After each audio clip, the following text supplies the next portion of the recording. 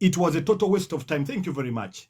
Apollo Ruanga nkula musizanyo kuva mu America obulamu bugamba kimwebale kuwamba president wa Venezuela. America cheyekola bannange. America cheyekola. Bafutu soja mpuliddeko ennyumba ya moya kutta omuliro. Sadamani Makebe mumubanja kimwe abamubanja. Sadamani Makebe ali ku ground. Abagala obyokuwoggana mugende ku ground. Mpulira olumvubuka ali okubayo kyayo emikono. Ali yawogganira munne pulenda kulaba simanyi bakuwadde ssente. Muganda wange teri muntu ayinza gaana ssente. Sadamani Makebe ali ku ground. Ali ku ground akimanyi yayogedde message yagambye nti abazungu wonna we bagenda tebayinza kuleka nsinga eri kyekimu era takubiriza muntu yenna kuba nti akowoola abazungu mbu bajje balongoose ebizibu by'abaddugavu. Mugenda kulaba ekigenda okutuuka ku Venezuela. Awo tetugenda kugendawo, tugenda kusigala wali. Salamu alaikum, please. I need to talk to you urgently. Who are you? Who are you? You need to talk to me. Yeah, send me a message. No problem if you want to talk to me. Wa alaikum salam. Send me a message.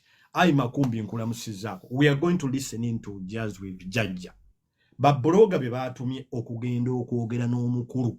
The bloggers, you are not prepared enough. Kasuku on disappointing nnyo. Ba bloga be batutte monna basinga bikonwate mumanyi ku engaginga. Eyo high level meeting bade munno okulandinga ebintu ba youth bibogera ku TikTok. Abavubuka byemboza abavubuka jajja bino bimwamutaddemu byasinga okumanya. You had to drive him somewhere watategeera. Ne jajja ba owninze jajja abafudde okubanga ate mwazenga ba student wabula yabadde ayagala kuwuliriza kiva mu mmwe. Ne mutu disappointing nnyo Kasuku ndi very disappointed. Ne wankubadde I congratulated you. N'ekirala kiki ekyabaganya okutwala Junior? Junior si mukwano gwange, but Junior deserved to be on this team. Abantu abalonze team eno mwakoze a very big disservice.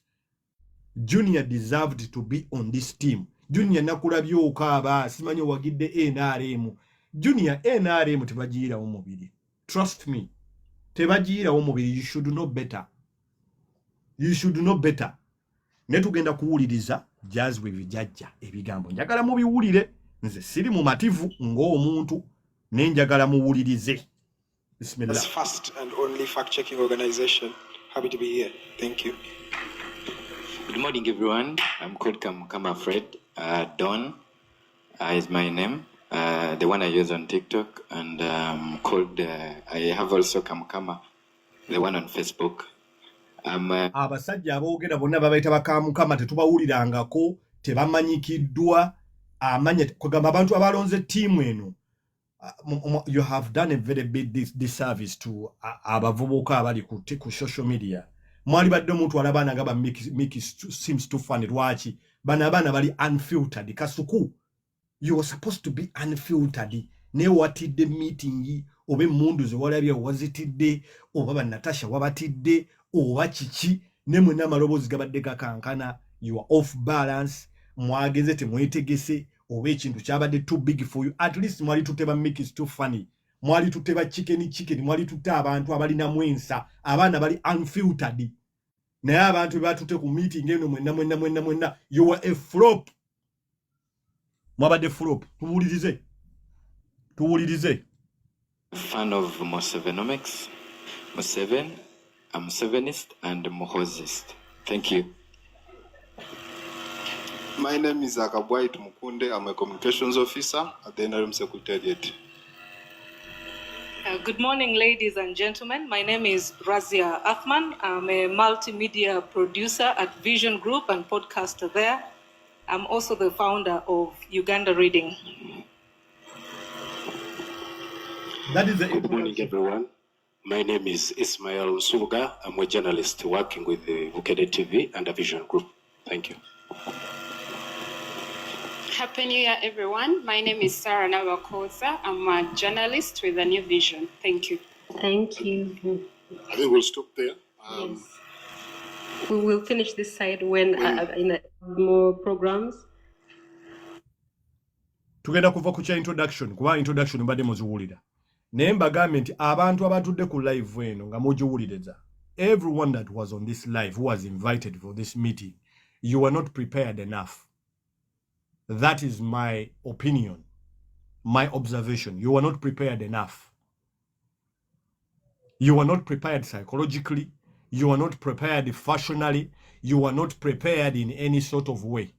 We expected you to do better. Netwabade so disappointed. Nze mbade disappointed nnyo, especially with people like Kasuku. Kasuku siulina points zenkulira okujjako okuba nti content oyogera ku content engeri gy'oku engaginga mo mu 7 to engage more. Yes, but what? Something is lacking. To get a mass.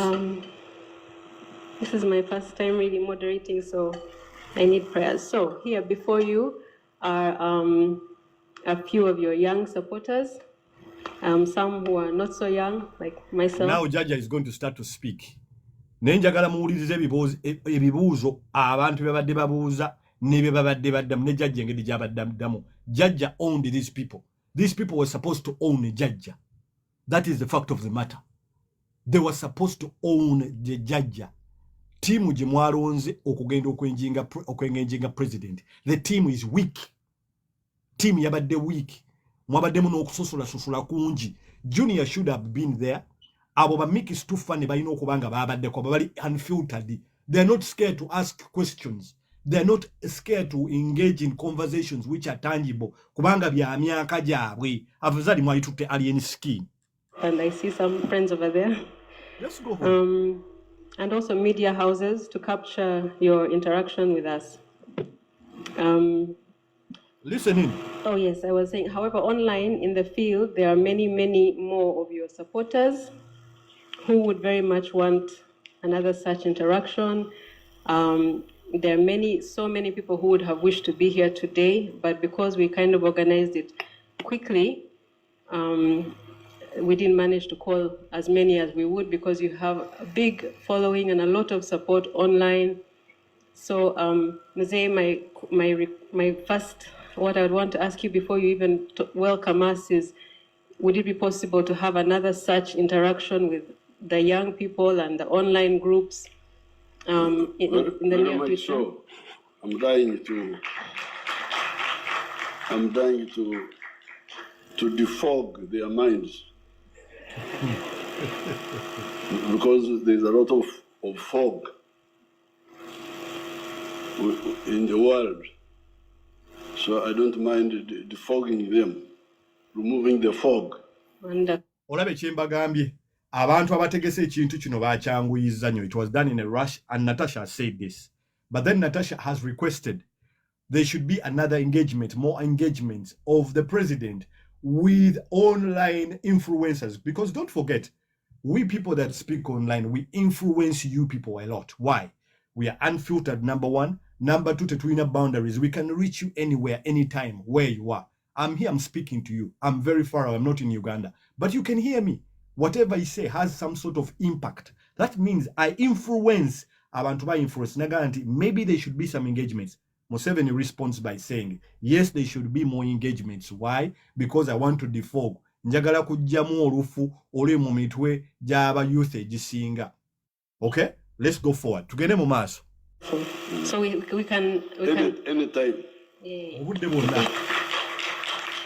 So to everybody who has been not very happy with me for not that we couldn't all fit here, let's all at least take comfort knowing that very soon, by God's grace, we will have another such, maybe on a bigger scale, interaction with the young people, because the questions are many and always seeking advice.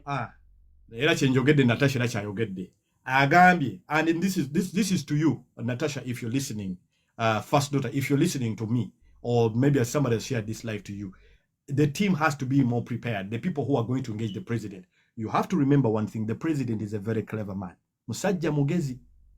If you engage him, or you know mutu wala mu territory gyatategeera bulungi, and this is why he had to call the youth okugezaako okutegeera aba youth abantu ebiruma abavubuka abawansi bintu ki challenges ekize musanga we were supposed to abantu abagenze ku gundi eno kubanga mwogera nnyo ku unemployment, mwogera nnyo ku protecting brands zammwe, mwogera nnyo ku bya corruption nga bwe balemeseza okufuna emirimu, nga ebintu bingi nnyo abantu aba bali waggulu be bagezezzaako okuteekawo okuleka abavubuka nga bali left behind, okwogera ku nsonga z'abakadaama, okugamba president lwaki tueducating abaana baffe abato ne tubatwala bakole mu nnyumba z'abawarabu.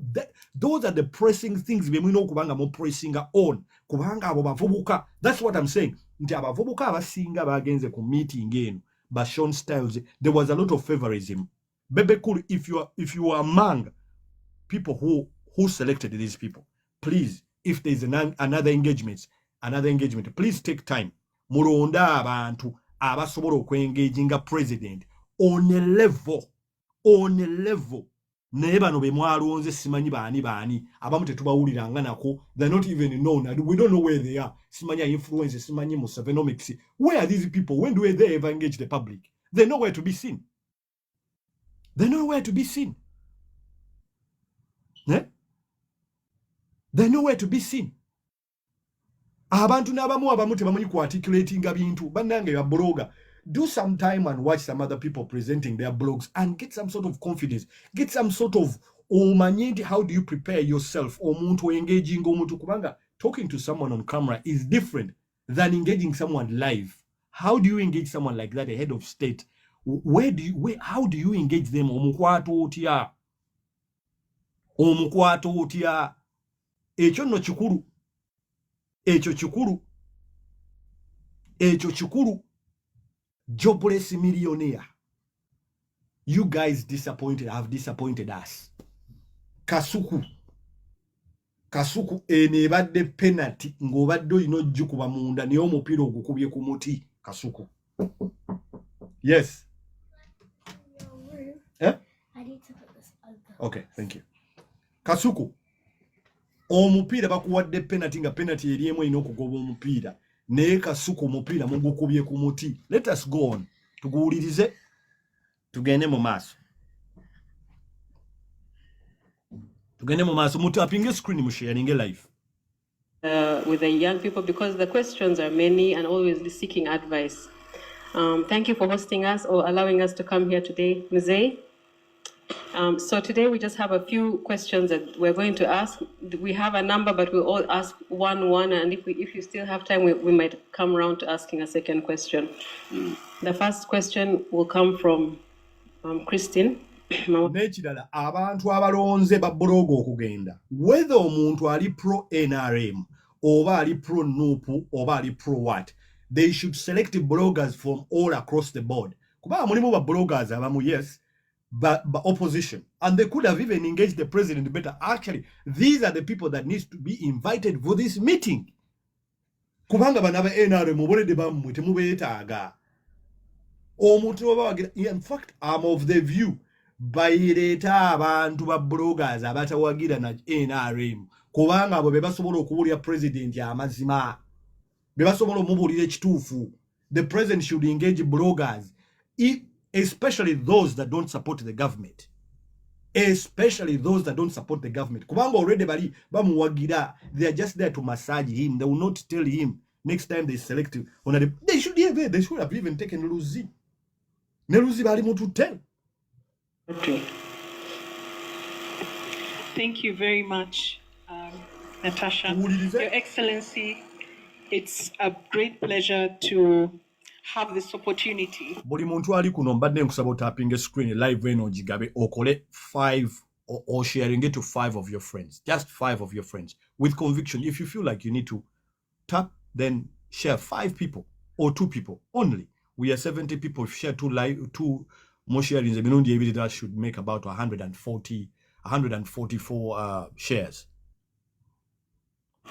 To interact with you. My name is Christine Mawadri. First of all, I must thank you for spearheading the opening up of the FM stations way back in 1994. At the time, I was a very young person, and I was there to experience you actually opening one of the FM stations and private TV stations, which was Sanyo FM. 30 years later, I'm here now. And currently, I work with NRG Radio, which is a youth-centric station. It's not a radio. It's actually an experience where we put all the three facets of the Gen Zs in one place in order to reach them and understand them. So my question to you today is, Your Excellency, the creative sector is broad, and yet most times it is only the musicians, content creators who are considered as a whole sector.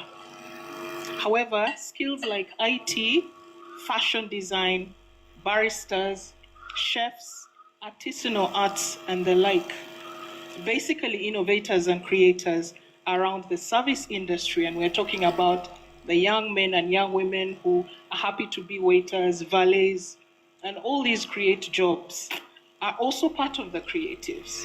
We're also talking about those who want to go into holistic health, like the masseurs, those who are into herbal medicine and the like. Can the government have a deliberate effort to support local innovation so that we don't import these skills? Because we actually have passionate people and innovators who can do these jobs. Can there be a ministry for just innovation and the creative sector, sir? That's my question. Thank you. You see, you must know where you are coming from. This land here is populated by us, the Bantus of the lakes, then our Nilotics, and some other groups from like the Rugbara from Central Africa, then for the interest of those that don't understand English, yeah, abantu abatategera Oluzungu, which is okay. Oluzungu si lulimi lwaffe. Jazzing with Jaja, the theme itself, jazzing with Jaja, means okunyumyamu ne Jaja. Now, the theme and the questions tebikwatagana. In most of the questions that were being asked. By youth abasinga bali nnyo mu entertainment, but listen to the first question. Ekibuuzo kye basoose okubuuza. Nti lwaki omuntu abuuza n'ekibuuzo ekyo she's not even a youth, muntu mukulu. They don't know where they picked them from. Muntu mukulu. That is the first question that was put before the president. Nti why is it that the president concentrating nnyo ku bayimbi na concentrating kuba creative arts n'abeera nga tagezezzaako ku engaging abantu balala balina bitone birala. Ne babuuza n'ekibuuzo nti gavumenti esobola okuteekawo ministry nga ya bitone. Ekibuuzo kisoose okubuuzibwa.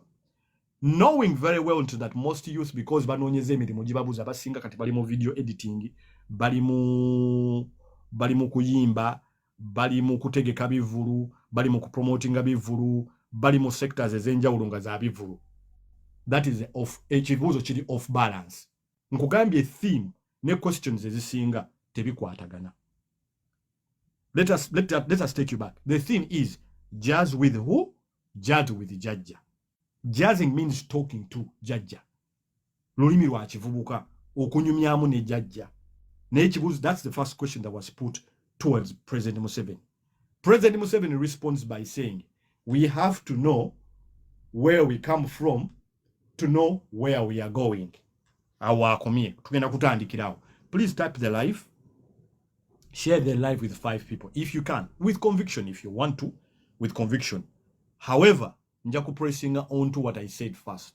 Abantu abagenze mu meeting eno, abagenze with judging with Jaja, you have not done the penalty muzukubye ku miti.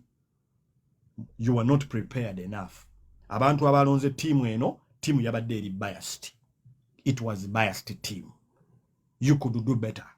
Nekirala abantu balonda team eno eyogenda okunyumyamu ne Jaja. Mulonde nnyo abantu abavudde ku opposition, ababala ba government abagira bamwe ebituli lwaki be bantu abasobola okubuulira president amazima. Abantu abasinga ba meeting president temwogera mazima. You're only massaging the man. You need to be able to tell the man exactly what it is. president mumutya ng'ofunye meeting naye mu engaging omugambe ssebo tuli wano ekitubweza nti okuba okufuuka baddiikuula ku TikTok okola bino byetukoze tuwulira nga system etuleetinze down abavubuka bino mukama wange bye batakubuulira wansi wano president ow'ekitiibwa corruption yo oba abantu abali corrupted around you batuganye okufuna emirimu bantu banyo bakaddiidde ma office nga bavubuka abato tuli wano abayina capability abayina capacity abasobola okuyina tukola mu office eyo lwaki tebateekawo cap ku myaka emeka omuntu yalina okukola mu office lwaki given the fact that we have a very young country byebyo ebintu bye mulina okugamba jjajja byebyo ebintu bye mulina okugamba jjajja don't massage jjajja jjajja mu bubuulira amazima mu mugambe nti given the fact nti ensi y'abavubuka bato omuntu ali mu office alina emyaka 78 naye kennyini jjajja mukulu twetaaga abavubuka abato we need new ideas in those offices new ideas kivudde kuki abavubuka abasinga okubanga government bagiwemula bafollowinga bannabyabufuzi abali atalina ideology lwaki kubanga abantu be bali badde basuubira okubanga balina ideology abasinga babbi jjajja mu mubuulira amazima mugambe nti kisinza okripolinga abavubuka okripolinga ensi be babbi abakwetoolodde abantu abagenza okujazinga ne jjajja mu mubuulira amazima nze bannonde mbere ku ttiimu emuwulire jjajja gajjamu buguma wallahi mubuuliza ne muganze president nkulaba obadde president waffe yes ensi yonna ekimanyi nti yes nti ye ekituganye ffenna okubanga future zifudde bwe bubbi obukwetoolodde obubbi obutuganye okufuna emirimu obubbi addagala mu malwaliro obubbi obutaddewo unfairness ng'omuntu ateekayo application ku mulimu ng'omuvubuka tasobola kwekolera lwaki tetufuna tax breaks ng'abavubuka abataddewo emirimu gyabwe byebyo ebibuuzo mulina okubuuza jjajja kasuku wazze mu byaluseke simanyi bakukwata engatto bogus kasasiro bogus mutu disappointinze nnyo tudda tulinze live twakedde kunywa kyayi waffe tulinze ebyamagezi mugenda okwogera bantu be balonze bonna abasinga muli bogus munansonyiwa okukozesa olulimi naye nanyiize nnyo am very disappointed abantu abalonze ttiimu eno mutukoze bubi nnyo naye waliwo engagements endala nga musobola okwengaginga jjajja mu mubuulira amazima obubbi obukwetoolodde n'ababbi baganya abavubuka okufuna emirimu obubbi obukwetoolodde tetwali malagala mu malwaliro jjajja abantu basinga bakulimba olw'okuba baagala kuprotectinga mirimu gyabwe abasajja bakulu abakwetoolodde ebitone byaffe babituulidde babimaamidde bye mulina okugamba jjajja nga mumutundu that is why abantu balina okwengaginga jjajja balina okubanga bava ku opposition nga jjajja bamubu they have nothing to lose bano be mwatutte baluseki bano be mwatutte baluseki g'omiitinze Museveni lwaki tomubuulira amazima kubanga abantu abasinga Museveni tebamubuulira mazima abo bonna ababbi abasinga bali abo bonna mu mwalabi abasinga babbi tebamubuulira mazima omuntu ali mu office myaka 7 myaka 8 okolamu ki nga olwo abavubuka bamaze okusoma balina skill zaabwe be babayingira mu ezo office bagenze kutwala bano bakasuku ali awo atudde ayambadde ogusuuti mutwale ba junior geza akulongoose brand yo junior badde mu scandals nyingi nnyo ndowooza ate naye kirala junior nze sikuwagira toli mukwano gwange ne I think oyina potential okufuka you just have to oyina just kufuna ba handlers bakukwate bulungi kubanga ne jjajja mu mubuulira amazima ebintu ebisinga muloza Museveni yabeera mu motoka aloza mu Uganda inaavuga emmotoka jjajja mu mubuulira amazima how can you meet the president oli mukutulaga ngatto mukutubu ebintu biri bogus mu mubuulira amazima ababbi abakwetoolodde baganye emirimu okubanga giri fair jjajja mu mubuulira amazima ba bogus muli muyo so bogus bano ba bloga be Uganda sibe ba bloga benda be mwatuta bonna basinga bali bogus sima jobless million oli mukuuza ebintu by'ekisiru you on a high level meeting like that you're meeting the head of state and you're talking rubbish tuli awo tulinze mulandinge punches jjajja mu mubuulire nti ababbi bonna basinga bali wano babbi mu mubuulire amazima muve mu byayi mu seven economics abantu bali bubi abavubuka basomye emirimu tegirabika omuvubuka ateeka CV y'awantu olw'okuba tebamuyita tuyina omujuni omulimu n'agaana okugufuna baagala kuba bamugisha mirimu especially abavubuka abaganda kasuko oli musajja muganda yogera ogambe nti abavubuka abaganda ffe abasinga tetusobola kutuuka mu office ezimu lwaki olwa tribe yaffe this is not trying to be tribalistic chovola bantu abavubuka abaganda basinga ba revolting towards this government why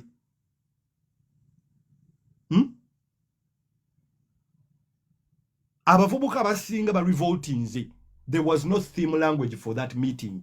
You should tell the man the truth. Mumubulira amazima mugambe president retiring president okoze bulungi nnyo. How about gundi yeddako cabinet yo kugitekamu abavubuka be basobola okutegera challenges zaffe. Bano bonna abasinga ba pensioners tebalina kye bategeera ku bavubuka. Muri wano mumwe ku massaging president Kasuku onkoze bubi nnyo tugende maaso. Kasuku onkoze bubi nnyo nabadde ngambe congratulations Kasuku naye onkoze bubi nnyo Kasuku onkoze bubi nnyo president mumubuulira amazima ababbi abakwetoolodde obutali bwenkanya buganya abavubuka especially mu central abavubuka bo mu central abasinga government tetutunuddeemu nnyo. Lwaki oteeka CV y'awantu oli najja bamuyita tulina omujunyi ne bamuwa ate Bukenya ne bamumma omulimu. Bye mulina okugamba president muli wano mutulimbalimba. Mbo wafunye omulimu yambadde obugatto mwambadde obukooti buno bw'okulumbe gasiya bogus. Want a master's degree that fits your life? Abo bonna basinga betolodde president abasinga ba pensioners basajja banaatera okufa. Omusajja baba wadde line kutuukirira president. Speak up your mind. No one is going to put you on agenda okuteeka ku njegere nti olwokuba president wamubuuza ekibuuzo ekikambwe ennyo. President mumubuulire ebintu ebiri ku street zino street za internet ebiruma abantu. Mumubuulire muve byogamba simanyi nze president simanyi gundi wa Natasha simanyi brother wa Natasha. Nobody wants to know. Tewali muntu ayagala kumanya. Nikuli. I'm lucky to see these genzi banange. Yade shimi banange. Mlete kifaananyi kyange. Abakulu bano bonna bali wano. Ngenda kufuna omukisa mbalage. Tetubaddeko. So that's why we was talking of the East African for economic prosperity.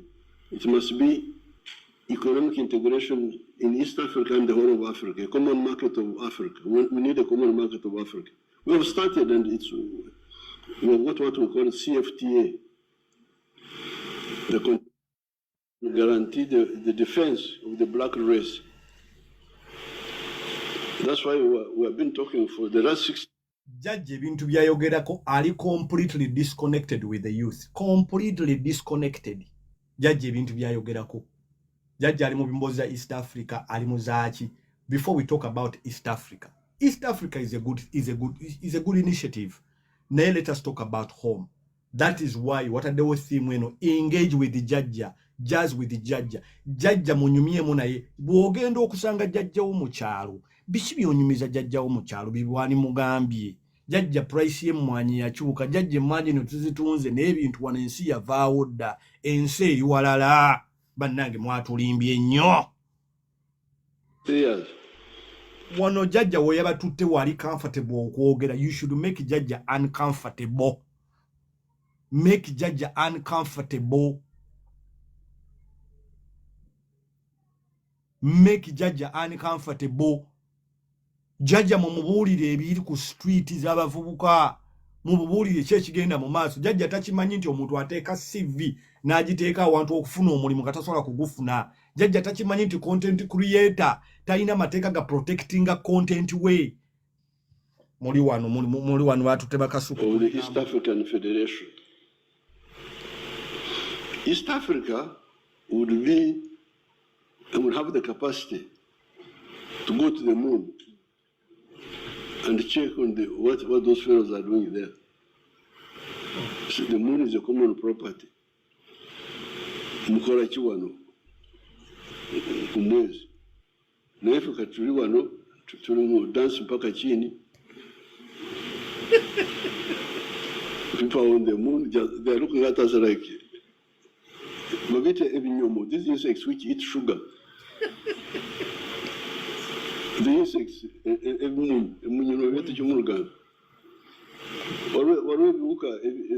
Jaja abatute wabagala. Jaja abagambye nti ensi yonna egenze ku mwezi mwe muli wano bali batutunuulidde. Mwe muli wano muli mu dance paka chini. abavubuka tebazina olw'okuba baagala kuzina. Abavubuka bazina olw'okuba olwo omuntu lwatuuka nga buli muntu ku nsi buli kimu okinoonyeza kiweddeyo nga tolaba kyakukola n'ogamba omanyi nze kangende neenywere kangende neezinire. Abantu abamu babeera mu makirabo oba mu mabaala si lwakuba nti baagala kubeeramu, atuuka n'alaba buli kimu ensinga emukutte, emirimu agezezzaako, abazadde basomesezza abaana baabwe. Gwomanyi kibayita okusomesa abaana ng'abaana ne bagaana n'okuva ewaka, emirimu tegirabika. Abavubuka bataddataddewo bu bizinesi bwabwe, ebyo bye mwali badde mugamba jjajja. Ndi abavubuka abalina bu bizinesi bwabwe nga tekaweramu miliyoni 2-3. Jjajja abantu bano bali badde bafunamu omusolo gwali badde gukendeeramuko kontenti waffe. Jjajja laba uli gye yabatutte. Mbu abantu bali ku mwezi, mbu simanya ate babatunuulidde, muli wano mulinga bino ebigundi ebikumba sukaali. Jjajja uli jjajja gye yabatutte. Uli jjajja gye yabatutte. Ky'oba olaba nze ngamba abantu abagenda okumiitinga jjajja, abantu abalina okumiitinga jjajja baleeta abantu abasobola okumiitinga jjajja okumugamba naffe aba online nga tetumutiddeemu yadde tumutunuulira tutumugamba ssebo president. Ekintu kiri bwe kiti especially when it comes to youth employment. Abavubuka beetaaga okubaamu n'akasente kubanga ebyetaago byabwe bingi. Baagala okuvuga kamotoka, baagala okutwala ku bugirlfriend bwabwe out, baagala okwata essimu ennungi, baagala okwambala engoye ennungi, baagala okutravelinga. Byebyo ebintu jjajja yaba owuninze. Ky'ova olaba nti ttiimu gye baatutte wa jjajja eri wiiki. It is a weak team. Jjajja mwamutidde nnyo. Kasuku mwatidde nnyo jjajja. Buuze kibuuzo afadhali. Ebidia sukari. Ebinyomo. Tuli wano ng'ebinyomo. Batulengala bulengezi. Oyinza kuleeta duni n'ofuuyira luufu. Nebifo byonna n'okutegeera kibitegeedde ani abisi. So this is very dangerous. Naye kambaleetere ekifaananyi kyange. You can continue, Natasha. They bring my. Okay. Our next question will be, thank you for your responses, Mzee, always very enlightening, always. I pray that they stick with us. The next question is from Hassan Chikomeko.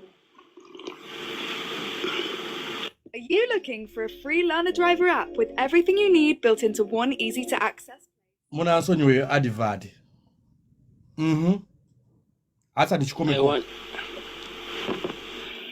I want to first wish a happy new year, Your Excellency. Hassan who? Chikomeko. Hassan Chikomeko, Kana Kambata. I work with Fly Express, led by Chairman Peter Kagwa, and I'm your neighbor in Entebbe. Okay. I've been the youth chairperson of Entebbe Municipality. Okay. Allow me, Mzee, mfukamire nkwebaze kuba oli jjajja. Thank you for the peace. I'm one of the youth who appreciate what we have in Uganda. Weebale nnyo, nsaba Mukama akutukuumire nti akaseera ne we kaliba katuuse ng'ovuddeko olisigala okyawabula Uganda in terms of security and peace. Tulya, tunywa, tutambula, byonna tubikola. Thank you very much. I want also to thank Madam Masera. If it wasn't her, I wouldn't have been here, for recognizing me. My question is, Your Excellency, having led Uganda for decades and having witnessed different generations, as Uganda prepares the next generation of leadership, what structures are you putting in place to ensure young Ugandans transition from dependency to productivity, especially in employment, skills development, and access to capital? Thank you, Your Excellency. No, it is what we have already talked about. For the capital, we have all these funds which we started, PDM, all those funds, they are there. For the beginners, for the richer ones, there is UDB. We'll put quite a lot of money in UDB. And we're going to keep adding on. And now, ekibuuzo kye babuuziza president kikomeko kyamubuuzizza asoose n'amwebaza emirembe gye balese mu nsi n'amugamba naye biki gavumenti byetaddewo okusobola okuyamba ku bavubuka abeetandikirawo abaagala okwetandikirawo emirimu gyabwe. That is a very good question. Now kyenva nkugamba nti President Museveni, when it comes to the youth, is totally disconnected with the reality. He's totally disconnected with the reality. He's now talking about PDM. PDM, Bojitunulia as a module, it is a very good, it has some good modules. But the execution of PDM is where the problem is. And why is there a challenge in the execution? The challenge in the execution derives from corruption. The beneficiaries of PDM, abasinga, tebafuna sente zino. Tezibatuukako. Why? It is because of the corruption. Botunulira module botunulira the whole program ya PDM, Parish Development Model. Kusokera dala yekuba nnyo ku party. It is party over country. Teri nnyo tekuba nnyo ku over country over party, which it should have been. Okay? However, even those, the beneficiaries, those that are supposed to benefit from PDM, they are not benefiting. Why? Abantu abasinga sente tezibatuuka kwa, and that's the fact of the matter. Mama Janet yakyogerako koluli wali mukyalo yazina abadazina amazina ku campaign za President Museveni. Yakyogerako. Campaign nga zigenda mazina nga mukama wangi. Abantu abasinga sente za PDM tezibatuukako. Aba basajja bola abasinga bazigabira families zaabwe n'abantu be bazibamanyi. Okay? The program is good. President Museveni are disconnected from reality. It is either in support of these thieves or he's not, or he does not even know that these thieves exist in the first place. Kakati now President Museveni is a more unfiltered, uncensored. President Museveni, even if you have your people, abantu abalikun, Senator PDM, it is a good program. Naeba na Uganda abasinga, especially the youth, that money does not get to them. That's why I said the execution of the program is where the problem is. Kubanga funds were ziri allocated, abantu bali listed, but tezituka kwaba abantu. And this is what you should press the president on. President tumanyi, omanyi ababbi webali, omanyi PDM wajikola kyekino kya omuvubuka kyamubuuziza nti programs kize mutaddewo okuyambako nti tulina simanyi World Food, simanyi tulina PDM, tulina different programs, tutaddewo funds, naye funds ezo abavubuka abasinga tebazifuna. This is uncensored mindset. President Museveni, the money does not get to the people because the thieves around you, abantu abali ku program we abasinga babbi, abantu abali mwenare abasinga muli babbi, abantu abali concerned okugaba sente ezo muli babbi, abantu abasinga abantu ba NRM muli babbi. Sente tezituka ku bantu. President Museveni, the money of PDM you're talking about, obadde otambula PDM no meeting abalunzi no meeting abakola biki bonna basinga nde, most especially abavubuka sente tezibatuukako, especially if they don't have people of influence. Gano mazima. President Museveni omuntu mulabajja bokusalira mba kugambi kubanga most people that approached you, they probably the whole aura of you being a president yabatisiza, they can't speak about these things. A sentence of PDM, I must repeat, most of the funds are stolen by the thieves around you. That is the fact of the matter. And this is where most Baganda, especially Baganda youth, me as a Muganda, abasinga sente zibatuukako, especially in the central. That is why most Baganda youth have revolted against your party. Kubanga balaba nga tebayambiddwa. Ago mazima. Esente ezisinga President Museveni zayogeddeko with the judge. That money is stolen by the thieves around Museveni. Ekyo nkiddamu nga sikirumamu. This is what they call now engaging with the judge. Because we know judge people record these things for you. I am mindset, I'm telling you from the word of mouth. You've been told kularis about what kugamba, abantu babadde bakaba said is releases and said is make just 1 million. But if one person steals million 10 ababye sente z'abantu ababye sente z'abantu million namba tugende mu abantu 10 tugende mu maaso judge uli angali disconnected, totally disconnected. That is why judge yitagisa yoka engagement nga bafa abali ku online fa ababadde kuna basobola okumubuulira amazima aba kasuku bye bine ebintu byo wali badde oyina okwogerako va ku byoluseke ne bakuwaka kooti n'obugatto bogus. Tugende mu maaso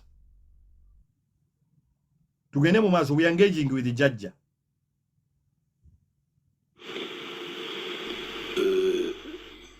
Now, for the market, that's what we anticipated. That's why we negotiated with East Africa to have a common market. For infrastructure, you see what we have been doing. Electricity, the roads, now the railway. But now also to mindset change. That's why we are talking of the new syllabus in the schools, the skilling hubs, like you saw those young people there talking. So we are working on every side, software and hardware both. We are working on both for you to succeed. Software including attitude. Tupozinge mukatonawo. China kugambye nti President Museveni programs zaleta, most of the programs are very good on paper, but ebintu bya NRM ebisinga bifira mu kibayita execution, because the executors abantu abalina executing powers ezabasinga, they have no idea what they are doing. They have no idea. Balina selfish interests. That is why me am of the view n'abantu abasinga okuwagira NRM abasinga basembera President Museveni. They don't support NRM. They support the benefits that come from NRM. They support the benefits that come from NRM. Ebintu byonna jajja byayogerako, they sound very good. East Africa, ebyemiwendo, mindset change, twala tugende, but the executors of those programs, executors, not until that is tackled. Programs zonna zijja kusigala nga ziringa obutabo onoosoma akatabo akalungi oba n'osoma ebbaluwa ennungi omuwala ng'agikuweereza naye ng'omuwala muyaayi naye ng'omuwala awandiika ebbaluwa. Thank you, Mzee. Thank you. Next question is from Marcela Kareche.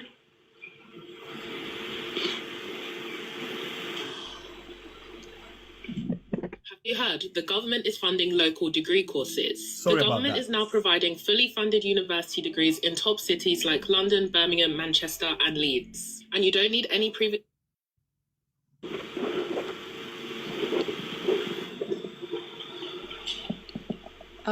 Zay, you've already touched on Pan-Africanism, citing strategic security as a major reason. And you kind of preempted this question, but please repeat your wisdom. What lessons can we learn from America's actions in Venezuela, for example, recently? Kati wulire ebibuuzo ng'ebyo. You are judging the judge as a muvubuka ono si muvubuka abuuza ekibuuzo ali mu kubuuza about Venezuela. That is what I said. The people that were selected ku team when abasinga, they were not prepared enough. This is somebody who is not a youth. Abuuza about Venezuela. Tulina ebizibu byaffe. We don't care about Venezuela. Tulina abavubuka mu nsi abavubuka abantu abina ebintu ebiri pressing okubuuza. Wulire ebibuuzo bye babuuza Museveni. Wulire ebibuuzo bya engaging Museveni. Well, the one thing you can learn is that Venezuela, I don't know what they are fighting for. I'm still watching, studying it, because the Americans are saying that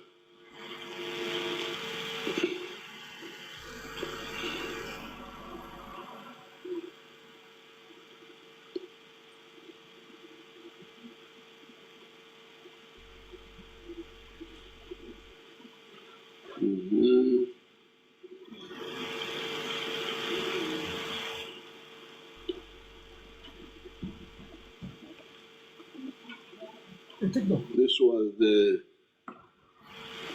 Uganda August of June 1963. I remember I was at Ntare in the school. They hung this paper on the notes board.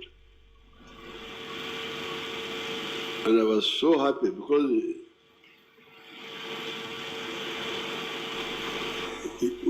we had Kenyatta, Obote, Mwalimu saying now they are going to cause East Africa to build East African Federation that year, 1963. Wadri, come and take it and show, take it around. Wadri, come. Muleke.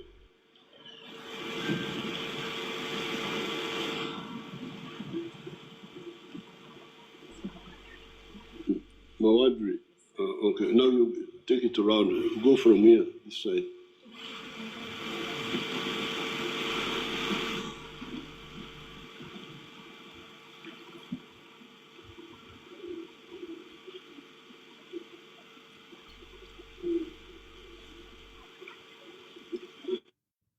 Advocate for Europeans. Ndowooza muwulidde abantu abagenza okubuuza President Museveni ebibuuzo babuuza ku Venezuela, East Africa. It's what we share that keeps us together. Remitly, every transfer brings you closer. You inspire all of us.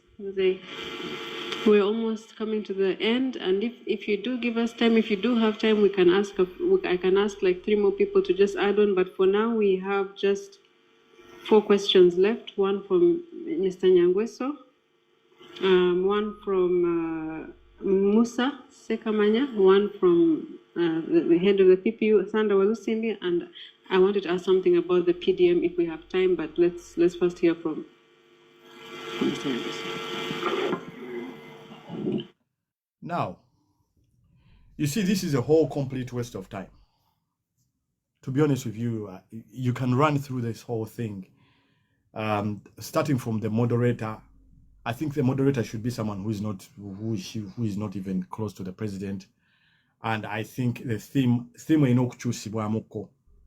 yes, we need to know if the president is engaging people online, what is expected. Get people who are online, who are not intimidated.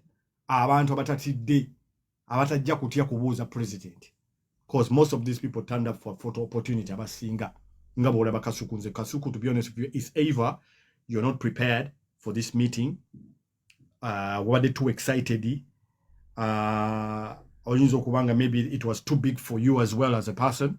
So nkyakyebuuza muli Mr. Lwanga nkulabyeko wano ng'oweereza requesting, mbadde njagala kuwuliza byo feedback naye nga abantu abasinga abamiitinga Museveni Museveni mumubuulira amazima. Museveni ali totally disconnected with the reality ey'abantu, totally disconnected.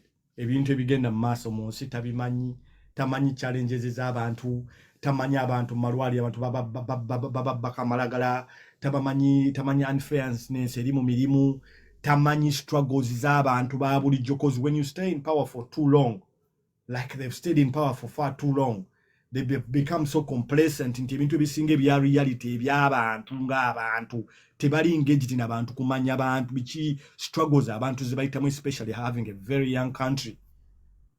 Lwaki abavubuka ba revoltings ennyo? Lwaki abavubuka bali very concerned? Lwaki bakambwe nnyo? Abavubuka beetaaga kuba keepinga busy kubanga bafune ssente. Hello boss wange, ogamba otya muganda wange Kofi? Afuzali mwali tuteba Kofi ne ba meetinga president. Bavubuka bali knowledge, balina confidence, bali eloquent. Mwagenze kutwala batembeeyi. Ndabya abavubuka nga sibalabangako, sibawulirangako, obanze ku online zatabeerako. Naye abantu abasinga ba engage nze judge, especially from the blogger side, bannange you have not made kugamba mutulatinze down. Kasuku bw'ofuna opportunity endala simanyi nti oba onoogifuna neba onoofuna opportunity endala mwami Lwanga nakulabyeko wazzeeko wano abantu abangeejinga president please mutwale obudde mwetegeke bulungi mumanye ebyokubuuza babibuuza batya that's a very high level meeting eringa banakuwa penalty nga mugenda kutwala ekikopo penalty mwenna mwagikubye ku muti ndabyeko wana night coffee nkulabyeko mwami Charles Lwanga nkulabyeko Charles Lwanga wereza request ombuulire batufune feedback mu bantu mu meeting mwagitegedde mutya okubanga oli ku high level meeting ngeeyo ng'ofunye omukisa ogufaanana bwe gutyo ng'oli youth bintu ki ng'obadde olina abantu ng'oli influencer bye wandibadde oyisaawo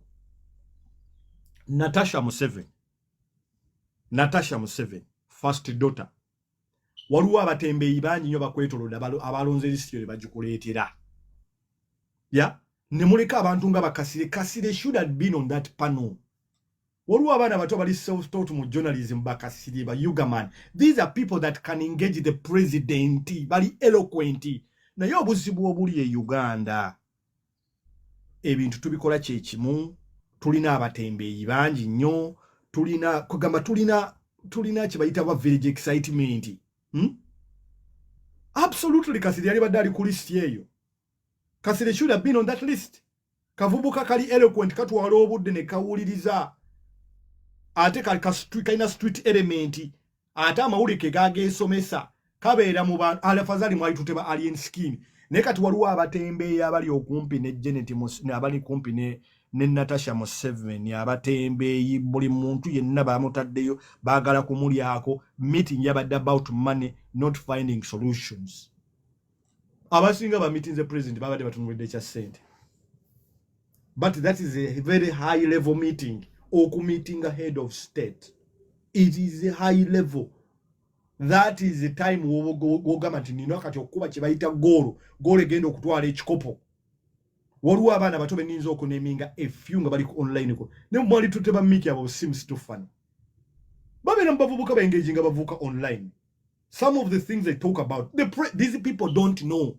Kati Natasha gwomusubira okumanya nti mu wino ogenda ne bakulamulira eskati ya 15 n'ogamba nsalirako ya 13 ne bagikuwa omusubira okukimanya Natasha omusubira okukimanya. They don't know. They completely disconnected with reality. Tebamanyi. I'm telling you tebamanyi abantu abasinga bo Natasha bonna abasinga kati Natasha yewe yatumya online ne bafuna babroka abo baina abantu baabwe abo nga bamugamba muganda wange ojja kufuna tunene etagaye miliyoni 2 ne babaleetera abantu bagenda okubuuza bibaagala okuwulira ne babawa n'ebibuuzo. Somebody is telling me you are not informed. What is there to be not informed about? We have all heard, we have all seen. The meeting was bogus. The meeting was bogus. Ask most people who are here. We are so excited about this life. This is the head of state, engaging abantu book online. But influencers, they were not influencing anything. They were owned by the man. Someone is telling me you're not informed. Are you silly? It is because you're not part. I was not asking to be part because I don't even want to be part. Let me respond back to you. I'm very far from the country.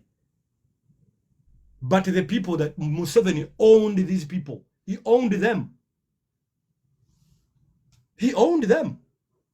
They didn't turn up. Somebody is saying it is because I was not on the panel. How can I be on the panel if I'm not even in the country? Now we were all excited, thinking, okay, let us wait for these influencers and see how much they're going to influence this man. Have we gotten anything? Yeah? The meeting was bogus 100%. It was bogus. Most people that meet the president abasinga. President either momutya nnyo, mwagala nnyo mubule byagala okuwulira, temumubuulira mazima. Especially the thieves baboloka ba NRM abasinga. Ebintu byammwe byakunoonya ssente temuna kye muteekawo kirala. Nze nja kyogera. NRM erimu ababbi bangi. Muli babbi. ekyo nja kyogera mwazze muloze I mean do something. I mean, do something. But then I'm itching. I'm thinking to myself, can the meeting get started? Before it was started, it was finished. Ate kasita mwamututte mu bintu by'Omuseveni ebyokunnyonnyola byategeera. We nategeredde ne ngamba timuwedde. Awo ntegeredde ne ngamba timuwedde. Museveni kasita omuteeka mu department gy'ategeera nti kunnyonnyola. Muwedde. Let me give you an example. Kenyan bloggers recently met Ruto. Njagala munoonye engagement z'aba Kenyan bloggers nga meetings President Ruto. Munoonye engagement sezo mulabe. Kasuku, you are not going to sleep. Nze omuku badde basanyukidde Kasuku okugenda ku meeting eno. Nga mmanyi Kasuku ogenda kusiiwa omusajja naye omusajja teyasiiyeemu. Munyumya nkota z'amatooke, munyumya bintu bya kisiru, munyumya ebintu bye munyumiza nga biri totally disconnected. Natasha Museveni. Abantu bajja ku recording la live eno. My sister, my fellow countrywoman. Abantu balinze okusportinga abantu abo. The people that were spotted. They can't do the job. Kenyans are way ahead. Absolutely, Kenyans are way ahead. You can look for those engagements, but Kenyan bloggers were engaging Ruto. Gwogendo okutegeera. Nebo tubanga bibano ba influencers betulina be musindika okumeetinga president bade moyino okumusiiwa. Mwabadde moyino okumusiiwa. Moyino omuntu ala mu territory jategeera mutandika okumuschooling omugambe sebo ensi wogimanyidde yavaawo ne kasita omuntu ala mu East Africa kunnyonnyola East Africa. N'omuntu ala mu 7 economics. N'omuntu ala mu PDM. All those programs are good. Naiba executor, it is the execution.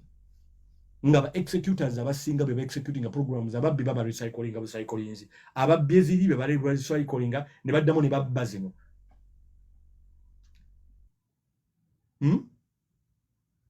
Kumunyo nyongera. Babadde balina okumusiiwa. President babadde balina okumusiiwa. Mamuyira amazzi g'omunyango bamugamba sebo byolimu ebya 1986 nzima pan-africanism ensi yavaawoda program zona zoleta president nnungi ne president tulina obuzibu wano engaba y'emirimu walina okubawo n'etteeka nti abantu okugaba emirimu balina okulaga criteria advertising emirimu mikyamu president olozaamanyi waliwo etteeka mu government gamba nti emirimu balina ojja advertising n'emirimu egisinga gye advertising baba bagigabye edda ebyo tebamanyi president tamanyi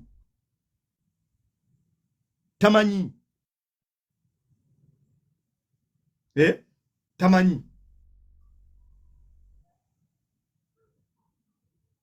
waliwo omukwano gwange namala juzi yakata akatambika sex sebo naye yabadde kumpi ne president Uganda Mukulu Apollo. Ogambo oti obusungu nga bungi. Muganda wange ensi yange enyiiza. Mbitegeera. Badde mbiraba live njizzeeko awo ne njiraba. Naye introduction ya Natasha yagambye nti obudde bwabadde butono muzeeyi baamuguddeko bugwi. Era n'amusaba afuneyo time endala n'amugaana omuga nti waliwo bangi abatazze naye oba anaasobola okubafunirayoko ku time endala. Kakati njagala kwogera ku nsonga ziringa 3. Muzeeyi oyo ye muntu gw'otasobola kubuuza kibuuzo oba bamwegenderezaako. Muzeeyi ye muntu gw'otasobola kubuuza kibuuzo n'akikuddamu nga bw'okibuuzizza. Otegeera?